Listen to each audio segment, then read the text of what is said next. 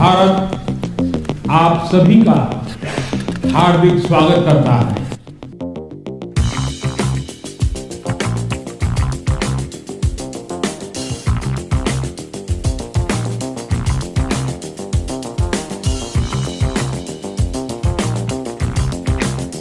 कि African union को G20 की स्थायी सदस्यता दी जाए।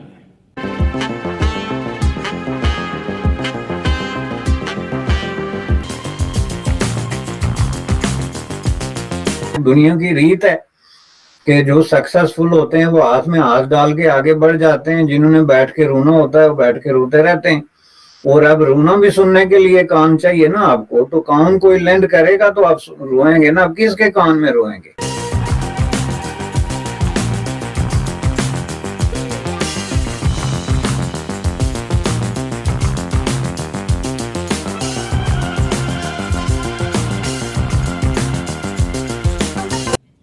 मेरा विश्वास है कि इस प्रस्ताव पर हम सबकी सहमति है।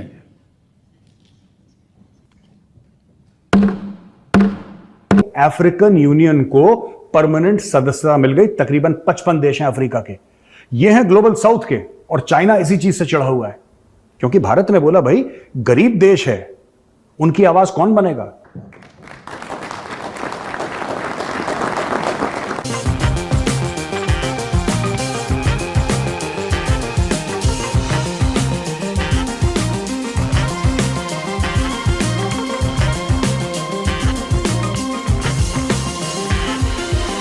ये G20 की तरफ जाने से पहले मैं एक चीज का जिक्र करना चाहता हूं। चंद्रयान 3 पूरी दुनिया में ट्रेंडिंग रहा, मिशन सन पूरी दुनिया में ट्रेंडिंग रहा। उससे पहले इंडिया के प्राइम मिनिस्टर यूएस के विजिट पे थे, मुख्तलिफ कंट्रीज के विजिट पे थे, पूरी दुनिया में ट्रेंडिंग रहे। ये मतलब पूरी दुनिया में जो ट्रेंडिंग पे रहने का ठेका है या जिम्मेदारी है, ये इंडिया वालों ने ले ली है।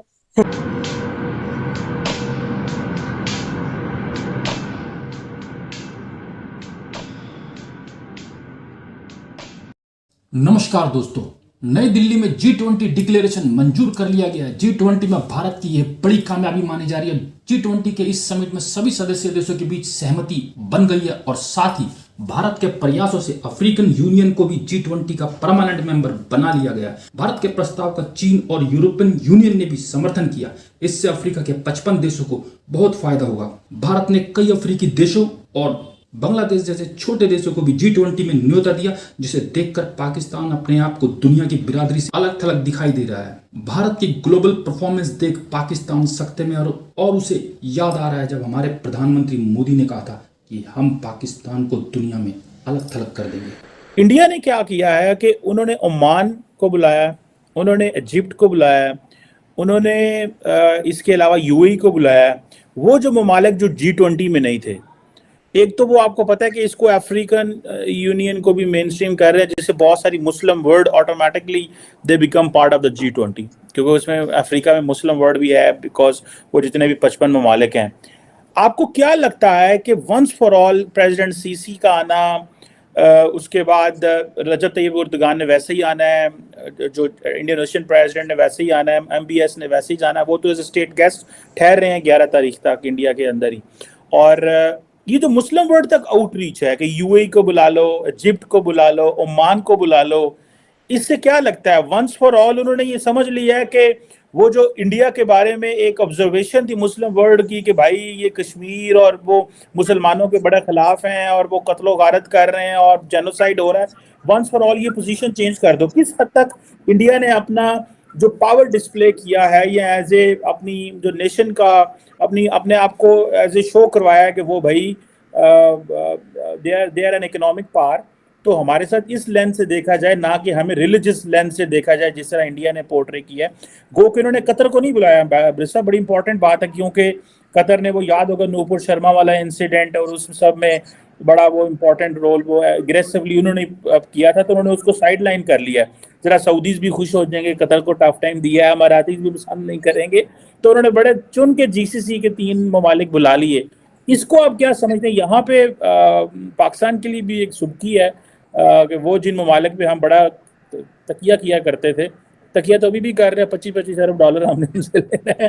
तो नहीं, ये जो काम उन्होंने किया ना, इसकी वजह से उन्होंने पाकिस्तान से एक बहुत बड़ा नैरेटिव जो है वो उससे जो है जान निकाल दी। जो पाकिस्तान का नैरेटिव ये था कि इंडिया में जी बीजेपी या आरएसएस जो है वो एंटी मुस्लिम एजेंडे के तौर पे काम कर रही है, और उनका हमारी मुखालफत का मतलब मुस्लिम मुखालफत वो कह रहे थे। पाकिस्तान का वो इस तरह बना के नहीं पेश करते कि हमारा कोई इलाकाई तनाज़ा है या दो कामों के दरमियान कोई मफादात की बुनियाद पे कोई क्लैश है या कोई इस तरह की चीज। वो तो ये बना के पेश कर रहे थे कि वहां पे एक एंटी मुस्लिम जो है कुव्वत बरसर इक़्तिदार आ गई है जो हमें आइसोलेट कर रही है। उनका ये बड़ा मजबूत नैरेटिव था, जिसकी वजह से आम आदमी को वो उसकी हमदर्दियां लेने में कामयाब होते थे।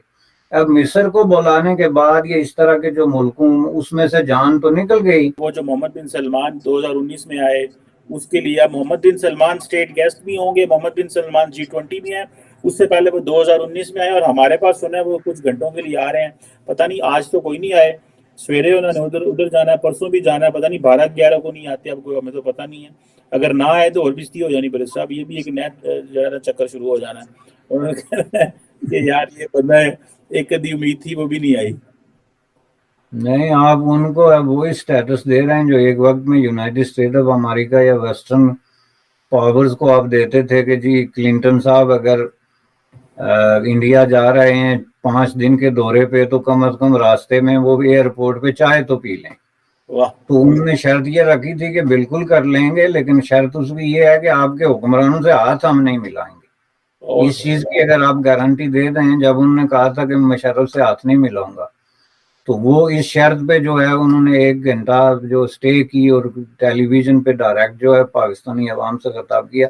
पीटीवी में अब बिल्कुल यही चीज जो है, अब अगर आप मोहम्मद बिन सलमान को वही स्टेटस दे रहे हैं, भाई उनका जो है इंडिया के साथ ताल्लुक बहुत बड़ा बन गया है, और वो कोई ऑल ऑफ सडन या किसी हादसे की पैदावार नहीं, बल्कि दोनों मुल्कों का वेरी केयरफुली उन्होंने उसको प्लान किया, स्टेप बाय स्टेप हर चीज को उन्होंने जांचा, उस पर टाइम लिया, और उस पर डेलिब्रेशन के बाद उन्होंने ये डिसीजन किया कि हमारी मफादात जो अपने अपने मुल्कों के इसी चीज में मुज़मिर हैं कि हम अपने जो है वो ताल्लुकात को नेक्स्ट स्टेज पे ले जाएं, जो कि अब वो पार्टनरशिप जिसको वो कहते हैं, एक पार्टनरशिप का स्टेज है। और उसके रास्ते में जो सबसे बड़ी रुकावट थी वो जाहिर है कि पाकिस्तान था सऊदी अरब के लिए, जो कि पाकिस्तान के साथ सऊदी अरब के ताल्लुकात इस तरह के थे कि पाकिस्तान जो है उनको ये बावर कराता था कि आप हमें इस तरह डिच करके तो इंडिया के साथ ताल्लुकात नहीं बना सकते। लेकिन उन्होंने कहा कि हमारे पास कोई ऑप्शन नहीं, आप या तो ऑन बोर्ड हो जाएं। अब आप ये देखें कि उसके बाद आपने शाह महमूद कुरैशी, ये जो बड़कबाजी है कि आपकी मतलब आप पहले तो अपनी कैपेसिटी देखनी चाहिए ना, जिसको आप पंजाबी में औकात कहते हैं, कि औकात से बढ़ के अगर आप बढ़क लगा दें। देखें जुल्फकार अली भुट्टो बड़े ज़हीन किस्म के स्टेटमैन और एक बड़े मतबर पॉलिटिशियन थे, लेकिन उन्होंने यूनाइटेड नेशन में बढ़क लगाई थी कि अगर आप लोग हमारी बात नहीं सुनते तो हम यूनाइटेड नेशन छोड़ देंगे। कैन यू इमेजिन कि इतने बड़े मतबर की जो है उसकी बढ़क देखें कि यूनाइटेड नेशन छोड़ देंगे। इसी तरह शाह महमूद कुरैशी, उनकी जो बढ़क थी, अब देखें इन चीजों का मतलब क्या है, किसी का इसमें जाता क्या जाएगा तो आपका ही जाएगा ना। क्योंकि ये तो दुनिया की रीत है कि जो सक्सेसफुल होते हैं वो हाथ में हाथ डाल के आगे बढ़ जाते हैं, जिन्होंने बैठ के रोना होता है वो बैठ के रोते रहते हैं। और अब रोना भी सुनने के लिए कान चाहिए ना आपको, तो कान कोई लेंड करेगा तो आप रोएंगे ना। अब किसके कान में रोएंगे? OIC is not going to lend them कि जी आप हमारे कान खाएं, वो उनको बता चुकी है। अब फिर आप देखें on the peak of this, एक G20 की जो पाकिस्तान के जो इंडिया के लिए एक रिमार्केबल किस्म का एक इवेंट है, एक अपॉर्चुनिटी है, पाकिस्तान के लिए एक ट्रेजिक न्यूज है, उसके पीक पे जो है वो मसला कश्मीर निकाल के उन्होंने रख दिया।